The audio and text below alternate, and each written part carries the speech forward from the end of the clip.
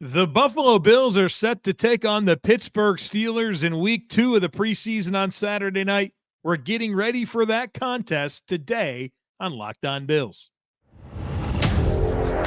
You are Locked On Bills, your daily Buffalo Bills podcast. Part of the Locked On Podcast Network, your team every day.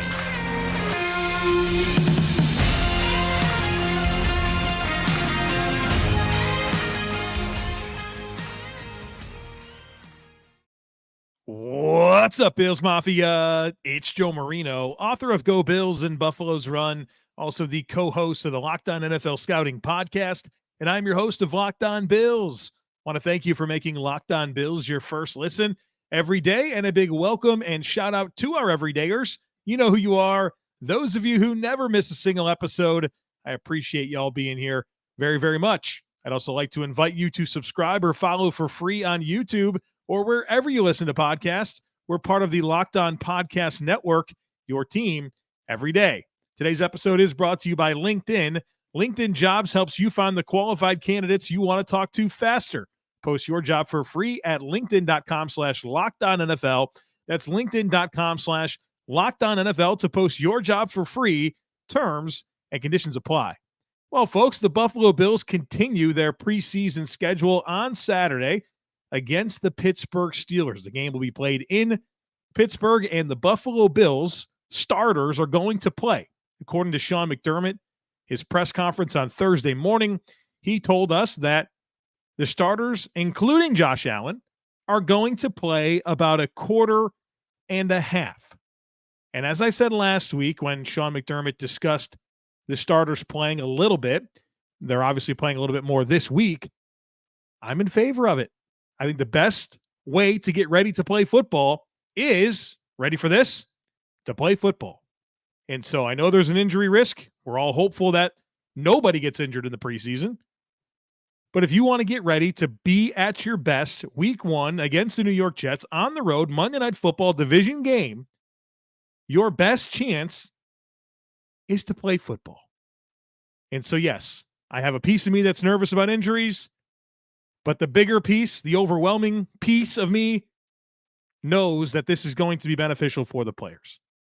And so let's get ready for this game. I want to talk about the offensive storylines for the Bills, then the defensive storylines for the Bills, and then we'll close out by just kind of talking about Pittsburgh a little bit and some of the things that you could be looking for from them in this game. And they certainly present some interesting challenges for the Bills and stuff that I think will be a good test to help them get ready for the season. All right, one other quick note here. Immediately following the game, I'm going on Bleacher Report to give you my winners and losers from the matchup. So as soon as the game's over, Bleacher Report app, you'll find me doing a live stream talking winners and losers. And then, of course, we'll get to Locked On Bills and produce that podcast as well. But would love for you to join me on the Bleacher Report app and fill up the chat. Interact with me. Love it. Would really appreciate it. All right, let's talk about these offensive storylines for the Bills in this game. And obviously, you start with the quarterback position, and it's Josh Allen. Josh Allen's going to play a quarter and a half. And obviously, we want Josh Allen to go out there and play well. And what I'm looking for from Josh is just command. Go out there and be in control, make some throws, remind us of why you're a special player, and then clock out with no injuries. But don't go out there and struggle, right? That's the last thing we need, is for Josh Allen to go out there and not play well. So go out there, get yourself ready to play against the Jets, and play well. Obviously, I'm just looking for Josh to play well and be in control. The bigger storyline is the quarterback 2 situation, which Sean McDermott admitted this week is an open competition between Matt Barkley and Kaiir Elam. Ken Dorsey met with the media this week, and he said, well, statistically, Matt Barkley was better than Kaiir Elam, but he felt like, based on the way that they grade quarterback play, that they graded quite similarly.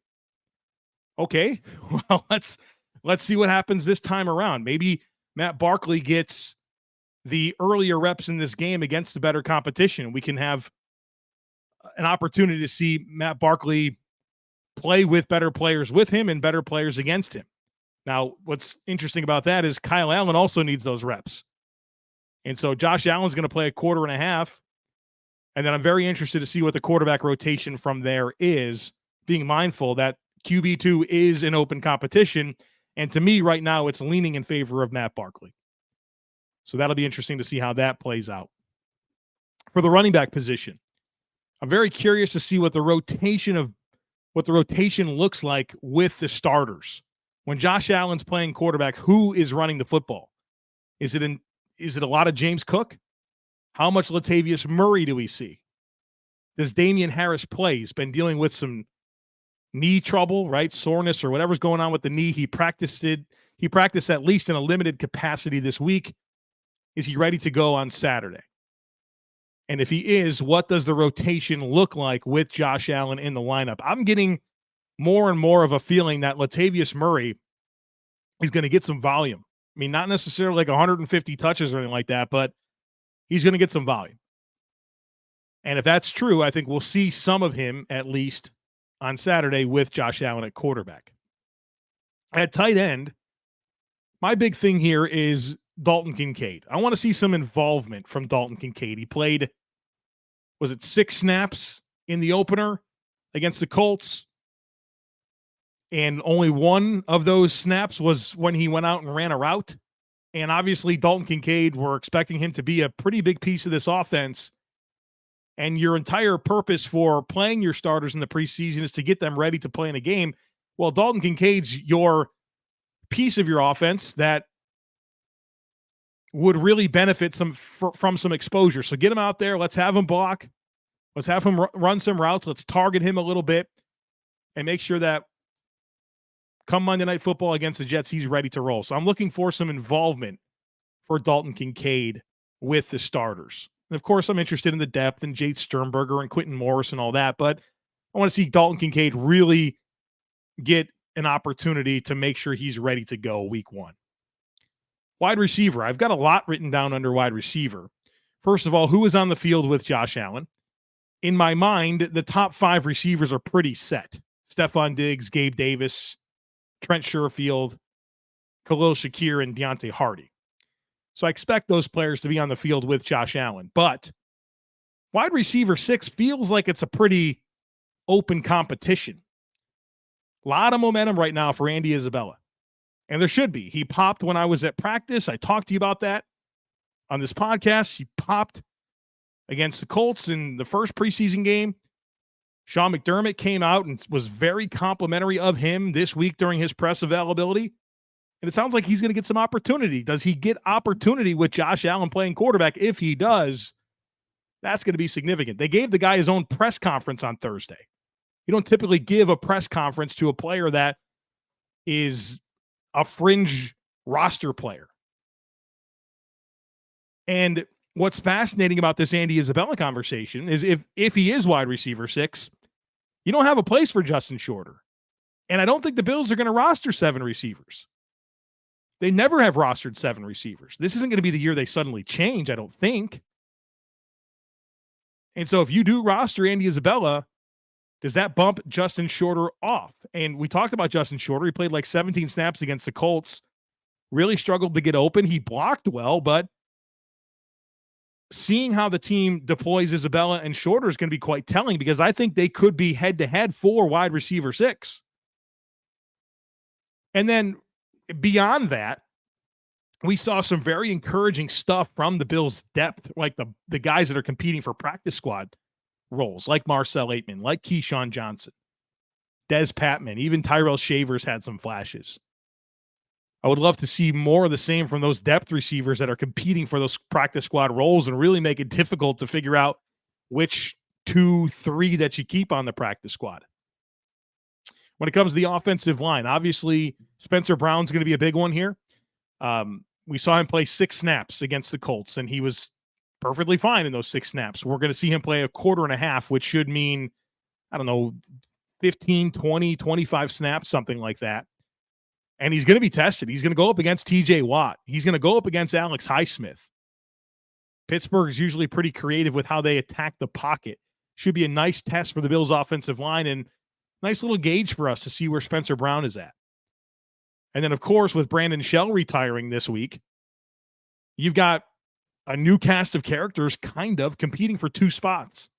I think you're going to roster 4 tackles, Spencer Brown and Deion Dawkins being 2 of them. But then I think you have Ryan Van DeMark, who we've talked about a ton on this podcast, who was first in for Deion Dawkins last week at left tackle. Very intriguing young player. You've got Tommy Doyle. You've got David Quessenberry. You've got Richard Garage. Those guys, I think 2 of those 4 make this roster. Who's it going to be? Very meaningful opportunity on Saturday to give us some clarity as to who those players should be. And obviously in my post-game reaction, I'll be talking about that in addition to our All-22 review. We'll certainly be diving into that. But which of those 2 really step up? You know, Sean McDermott said this week he's looking for someone to step up at tackle.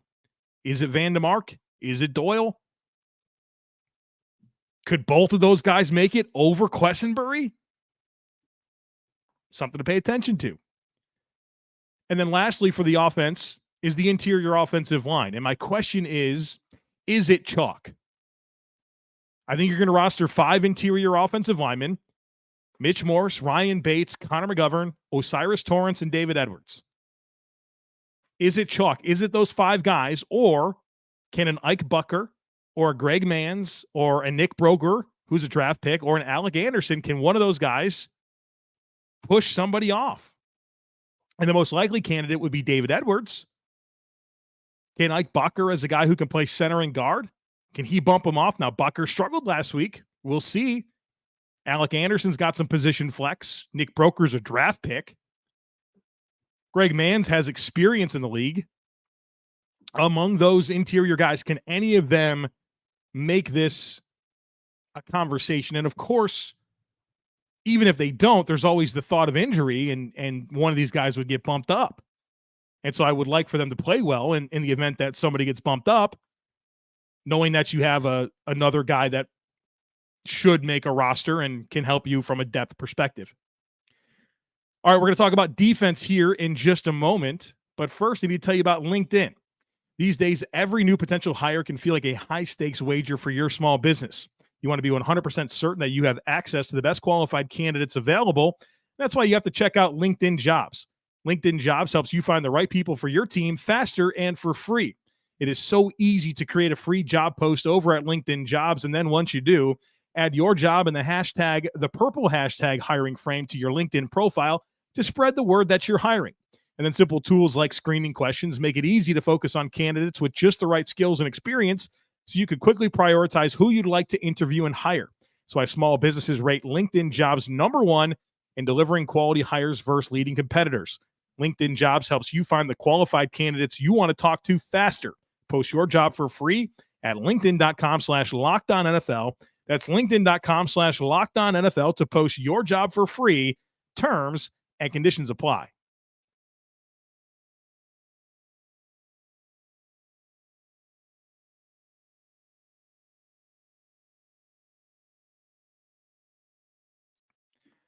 All right, let's talk about the defense and the defensive storylines that I'm paying attention to Saturday night when the Bills take on the Pittsburgh Steelers.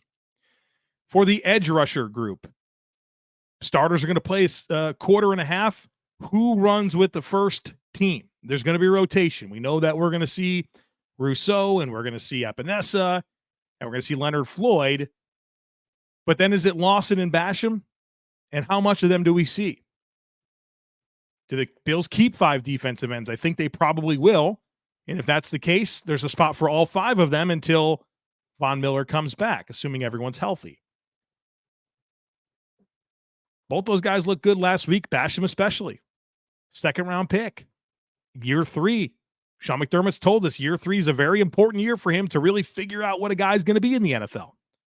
You know, Basham's been talked about by at least fans and some analysts that he could be a trade candidate. Would the Bills really want to trade Boogie with some of their day 2 misses throughout the years? Are you going to give up a guy before they even have a chance to be on your team for year 3? Not so sure. Not so sure. And then beyond Lawson and Basham, what type of opportunity does Shane Ray get? Kind of play deep into that game against the Colts? Did they see enough there to warrant some more earlier reps? Does he have a path to the roster? Is he a practice squad guy? Is he a trade candidate? We'll get some clues on Shane Ray based on Saturday night. And then, of course, you have a couple other guys even beyond that in Cameron Klein and Kingsley Jonathan who have had some flashy moments. Do they continue to flash? And if so, what does that mean for this overall depth conversation and who makes the practice squad? On the interior defensive line, Jordan Phillips is the name I have written down. Does he play, right? I mean, he's healthy. He's cleared. It sounds like he's done everything in practice this week. Do they put him out there, and what does he look like? And then from there, Tim Settle and Eli Ankou were terrific against the Colts. How do they stack performances? I know Eli Ankou has been banged up. Does he play? And if he does, can Tim Settle and Eli Ankou go out there and stack another strong performance together? And if so, what does that mean? I mean, I think Ankou is probably at best a practice squad player, but if he continues to play like he has in the preseason again, somebody might say, yeah, we'll take that guy on our active roster. And then do we see more flashes from Kendall Vickers and Cortez Broughton, a couple of somewhat veterans? You think about this top 5 at defensive tackle, and then it's Eli Ankou as number 6, and then 7 and 8 is Kendall Vickers and Cortez Broughton. I mean, the Bills are very, very deep at defensive tackle. Do you continue to see positive flashes from them?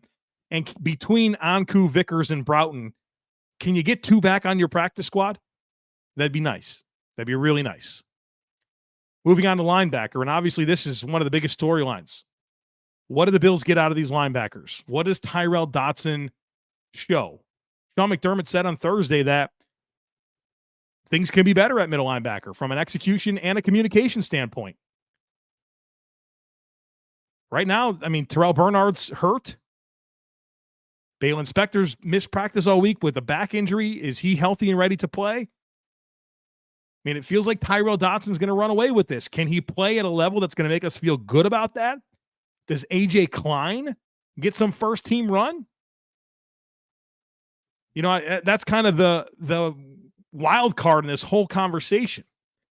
A.J. Klein, he's been around, right? You talk about communication and running the defense. I'm sure Sean McDermott probably has some level of comfort with him doing that. Might be worth talking about at this point. I mean, Brandon Mean came out and said that A.J. Klein, and this was months ago, was brought in to be an asset to the room. Well, what if he's your best option? Might be. And if there's some thought that he could be the starter, I expect him to get some opportunity on Saturday to run with the first team next to Matt Milano. And then, of course, Dorian Williams. Dorian Williams played well in his debut, but then there's this whole conversation to be had about Dorian Williams as a rookie. And do you want to risk putting too much on his plate and putting that Mike linebacker responsibility on him? The Bills have kind of gave him some looks at that and have since pulled him back. Does the looks that they have with the current options invite Williams back into the conversation? And if so, should the Bills be careful there? It would be a major benefit. If Dorian Williams might be the long-term answer at middle linebacker, it would be a benefit to him and his development to know the outside linebacker stuff. Do you accelerate all of that? Do you risk kind of potentially spoiling the player by doing that? There's a lot to be mindful of. But if he continues to play well, I mean, and the other options continue to play poorly, you might have to. Moving on to cornerback. My big thing here, obviously with Benford, Elam, Jackson, that's given, right? CB2 is wide open. How does the reps get distributed amongst those 3 players? If the starters play into the second quarter, is it all Dane Jackson? What does that rotation look like? Obviously, that's a huge storyline. But beyond that, where does a healthy Cam Lewis play? So first of all, does he play? He was limited in practice on Thursday. The Bills are off on Friday. Does he play on Saturday night? And if he does he play in the slot? And if so, is he the first one in after Taron Johnson or Saron Neal ahead of him? Does he play safety? Cam Lewis is a player that I'm still trying to figure out. I think he's going to make this team, but exactly what his role is going to be is still somewhat mysterious, because I watched his team practice for 4 days and he played safety. And then you get messaging that he's playing slot corner. So who knows? And then at safety, obviously Damar Hamlin's continues to be a big storyline. I love that he got an opportunity to play his first preseason game in Buffalo. And his second game is really home for him, Pittsburgh. Gets to go to Pittsburgh, play in front of, I'm sure, a lot of friends and family members. And I just think it's really cool how this schedule stacked up for that game. First game to be in Buffalo, second game to be in Pittsburgh. And can he play well again, right? He played well against the Colts. Can he stack that performance and continue to gain confidence and really solidify his spot on this roster? But then beyond that, I'm curious to see what level the Bills will incorporate 3 safety sets. Do we actually see this happen in a game situation? We saw it some last week. Does it ramp up again this week? Should be interesting to find out. All right, folks, that is what I have for you in terms of Bills storylines. But they have an opponent. It's the Pittsburgh Steelers. I want to get into some of their dynamics right after a very quick break.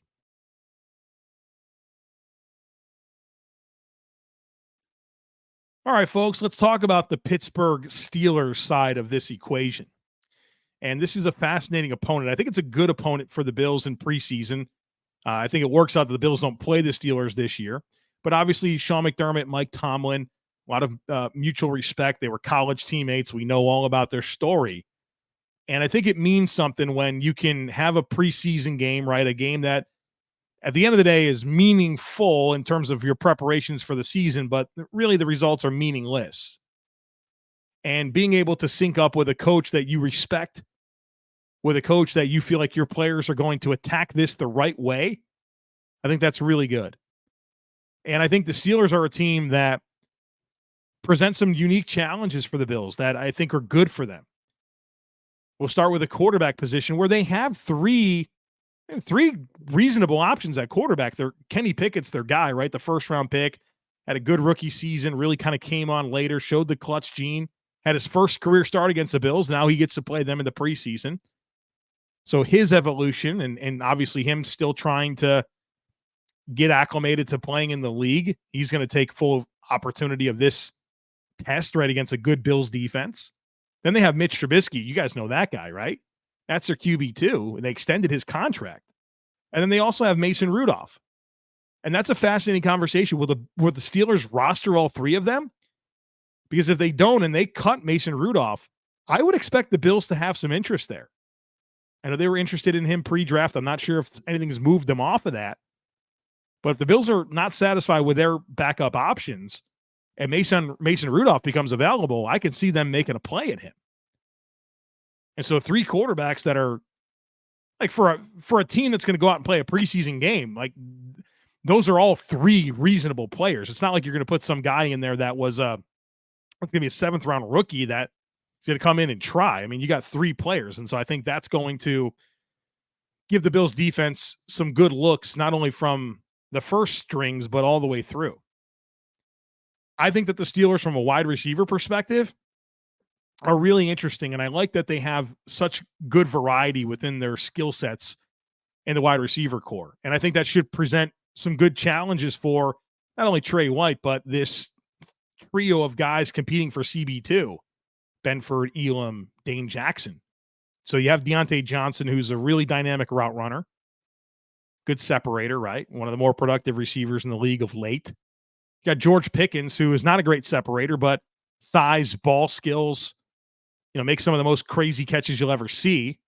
Him and Elam went head-to-head last year, and Pickens tagged him for a bunch of catches, but Elam, was tight in coverage, and Pickens made a lot of contested catches. Those will be some good challenges for the Bills DBs. They've also got Allen Robinson, who has been a disaster over the last couple of years, but he's looking to kind of reinvigorate himself with the Steelers. And then Calvin Austin, who's this very small receiver, but has a ton of explosiveness.